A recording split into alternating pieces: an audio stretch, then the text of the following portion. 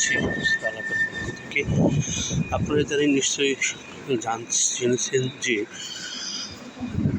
জামাতে ইসলাম এবং এনসিপির মধ্যে একটা আতঙ্ক সৃষ্টি হয়েছে।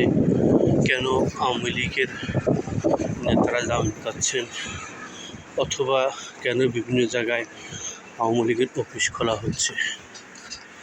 আপনারা আরও অবগত আছেন, 5ই অগাস্টে আওয়ামী লীগ পালানোর পর যে আওয়ামী লীগের নেতারা বা দলীয় কর্মীরা বিভিন্ন জায়গায় ছিলেন বাংলাদেশের মধ্যে, তাদেরকে সর্বপ্রথম সাহায্য সহযোগিতা এবং আশ্রয় প্রশ্রয় দিয়েছিল জামাত। বিএনপির পক্ষ থেকে আওয়ামী লীগের বড় বড় নেতা কর্মী এদের বিরুদ্ধে অনেকগুলো মামলা হয়েছে। বিশেষ করে বর্তমানে আওয়ামী লীগের বিরুদ্ধে যে সকল মামলা হয়েছে এর 90% মামলায় বিএনপির লোকজন দিয়েছে। জামাতের লোকজন কিন্তু একটি মামলাও দেয়নি। তারা বরঞ্চ আওয়ামী লীগের নেতা কর্মীদের বাসায় গিয়ে তাদের বাজার করে দিয়েছে, তাদের ব্যবসা বাণিজ্য রক্ষা করেছে, তাদেরকে সাহায্য সহযোগিতা করেছে, তাদের ব্যবসা প্রতিষ্ঠান পাহারা দিয়েছে, তাদের সুন্দরী বউদেরও তাহারা পাহারা দিয়েছে, যেন তাদের উপরে বলেছে অনেক জামাত যে তাদের উপর তাদের হক সৃষ্টি হয়েছে। এখন তারা বিএনপির বিপক্ষে আওয়াজ তুলতে চাচ্ছে যে আওয়ামী লীগকে কেন জামিন দেওয়া হচ্ছে, এটা তো একটা জুলাই আন্দোলনের বিপক্ষে। এটা হলো আওয়ামী লীগ জামাতের রাজনীতি। জামাত একটা মিথ্যেবাদী দল। এরা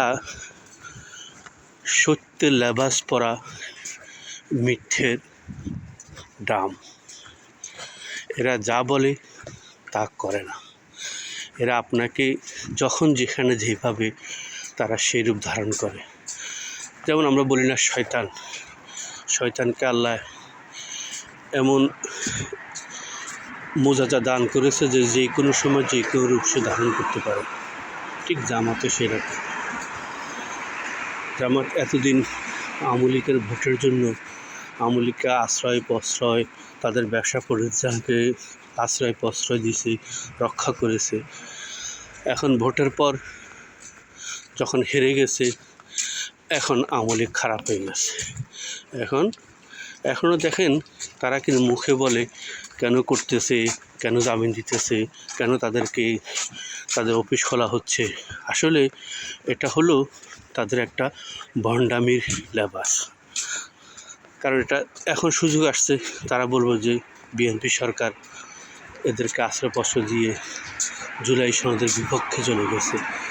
তাই জনগণকে একটা অজুহাত দেখানোর জন্য দেখেন আপনারা তো বিএনপিকে ভোট দিয়েছেন, দেখেন বিএনপি জুলাই সনদের বিপক্ষে গিয়ে আওয়ামী লীগ নেতাকর্মীদের ছেড়ে দিচ্ছে।